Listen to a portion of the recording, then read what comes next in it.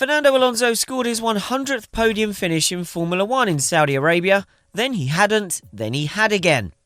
Confused? You're not the only one. Alonso had a controversial penalty applied in Jeddah after the race, in fact, right after he'd been on the podium.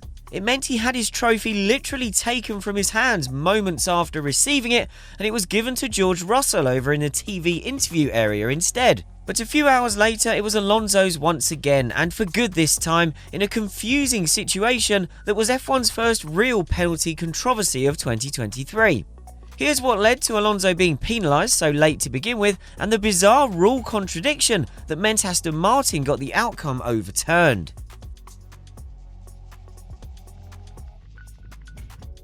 Alonso finished third on the road in Jeddah but was hit with a 10-second penalty post-race for not serving a 5-second time penalty correctly. The original 5-second penalty was awarded because Alonso had lined up incorrectly in his grid position. He served it when he made his first and only pit stop under the safety car, which is absolutely fine under the rules. This happened on lap 19 of 50, or in other words, with more than 60% of the race to go, yet it took until after the checkered flag for a penalty to be awarded. There's a convoluted reason for this. The pit stop was initially reviewed by both race control and the FIA's remote operations centre, and both determined that the penalty had been properly served. Essentially, they then changed their minds right at the end of the Grand Prix. On the last lap of the race, the remote operations centre reported to race control that they considered the penalty had not been properly served after all. Race control passed this on to the stewards, who investigated the matter and determined Aston Martin had started working on Alonso's car before the 5-second penalty had been fully served because the rear jack was touching the car, although the car hadn't been lifted up. The logic for this penalty was that it has previously been agreed at sporting advisory committee meetings with the teams that no part of the car could be touched while a penalty was being served, as this would constitute working on the car. Aston Martin initially challenged the decision post-race by petitioning for a right of review, and the relevant hearings took place in quick succession. Much quicker than the FIA could actually get the paperwork out to tell us what was going on. The team successfully argued that the stewards were wrong to believe there was an emphatic agreement in place that a jack touching the car should be considered working on it.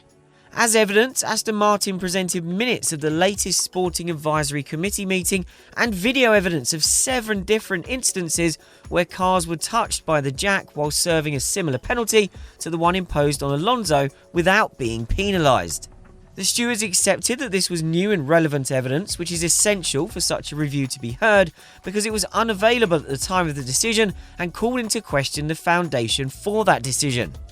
It's understood that these past cases relate to the front jack touching the car rather than the rear. This happened because it had been established in the Sporting Advisory Committee meetings that the front jack could touch the car in such circumstances because it's used to guide the car's positioning into the pit box. But without an explicit exception in the rules for front jacks only, Aston Martin argued this should apply to rear jacks too. The team contended it was incorrect to assert there was an agreement that touching the car in any way, including with a jack, would constitute working on it. Basically, the FIA had to admit that conflicting precedents have been exposed by this specific incident. The stewards accepted Aston Martin's argument, effectively ruling that the exception needed to be applied universally to jacks in general, whether at the front or rear. So the decision to award Alonso's penalty was overturned. If this sounds like a typically convoluted and microscopic F1 rule controversy, well, it is. The best way to summarise what Aston Martin has proven to get Alonso's podium reinstated is that it was technically correct. The combination of the rules as written and the unofficial exception that had been established meant there was no provable violation of the rule Aston Martin was alleged to have broken. Aston Martin has basically taken advantage of a real flaw in modern-day F1 rulemaking. There has been so much discussion of how things should be interpreted and what the rules really mean that some rules are enforced by understandings and agreements. If we have any viewers out there who work in law, you're probably shuddering just at that thought. So in other words, the wording of the rules sometimes does not match how they are enforced, and that is a slippery slope. In this instance, the general understanding has never made it into the regulations and has generally been observed in this spirit without issue.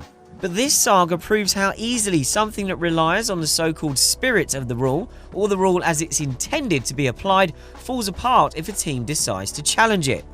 And we shouldn't expect anything else from teams. They are ruthless entities that will not hesitate to break from established convention if it serves a competitive purpose, as Aston Martin did here.